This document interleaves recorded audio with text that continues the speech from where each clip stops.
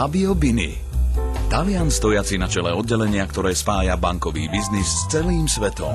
V banke začal pracovať ako 19-ročný hneď po strednej škole.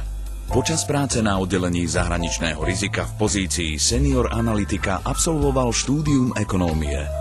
Väčšina jeho bankových skúseností pochádza z oblasti medzinárodného firemného bankovníctva sústredeného na krajiny strednej a východnej Európy, keď pred viac ako 10 rokmi začal v tejto oblasti pôsobiť práve v Poľsku. Na Slovensku je riaditeľom International Desk, ktorá umožňuje zahraničným klientom rozšíriť svoju podnikateľskú činnosť do mnohých krajín a zároveň plní úlohu kontaktného miesta pre klientov so zahraničným zázemím. Čo vás zavialo na Slovensko? Nejaký čas som pracoval v oblasti firemného bankovníctva v Taliansku v divízii pre strednú a východnú Európu, ktorá riadi všetky zahraničné banky, a potom som dostal ponuku prísť pracovať na Slovensko. No a ako sa vám na Slovensku páči? Veľmi. Ľudia, prostredie, kolegovia, všetko je veľmi otvorené a priateľské, preto si myslím, že som mal šťastie.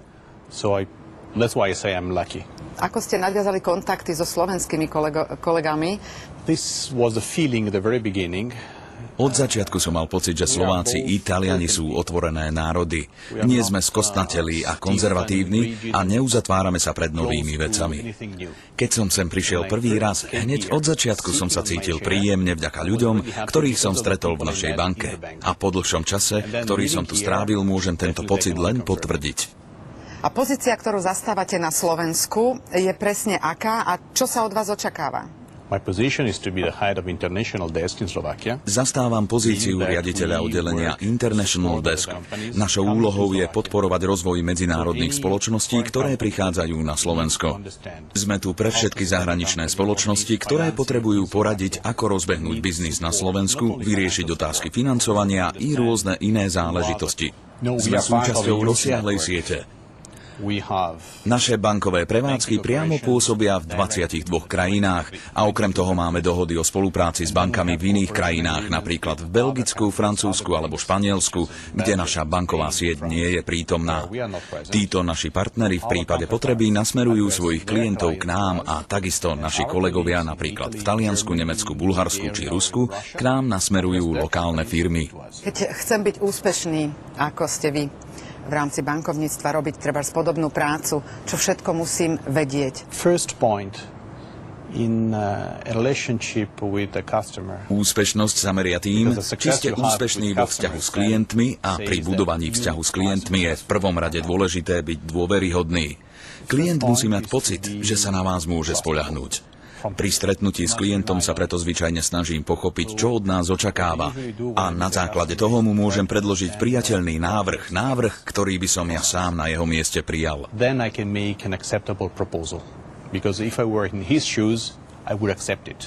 Je stále tá situácia taká, že prichádzajú tí zahraniční investori a chcú podnikať na Slovensku? Less than in the past, definitely. Určite menej ako v minulosti, a to z viacerých dôvodov. Kríza zatiaľ celkom neskončila. Spoločnosti teda príchod na Slovensko ešte zvažujú. Na druhej strane klienti spoločnosti, ktoré tu už pôsobia dlhšie, svoje investície zvyšujú. Nedávno sme získali nového klienta, ktorý sa rozhodol prísť do Bratislavy a odôvodnil to tým, že potrebuje pokryť viacero krajín v rámci Európy a na to je najlepšou lokalitou Bratislava.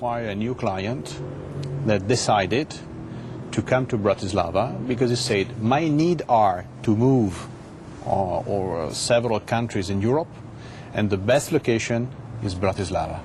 A keď máte možnosť robiť také úplne iné činnosti ako bankovníctvo, tak je to čo? Viem o vás, že bicyklovanie a ďalej? A lot of things.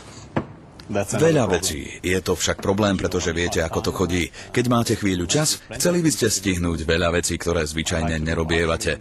Ja osobne mám rád lukostreľbu, jazdenie na motorke, prechádzky, turistiku, večere s priateľmi.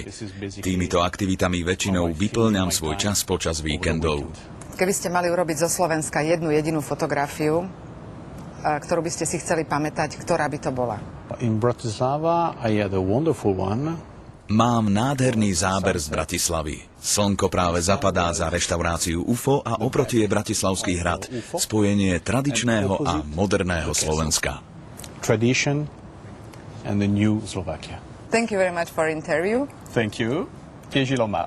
Aj mňa tešilo. Pekný deň.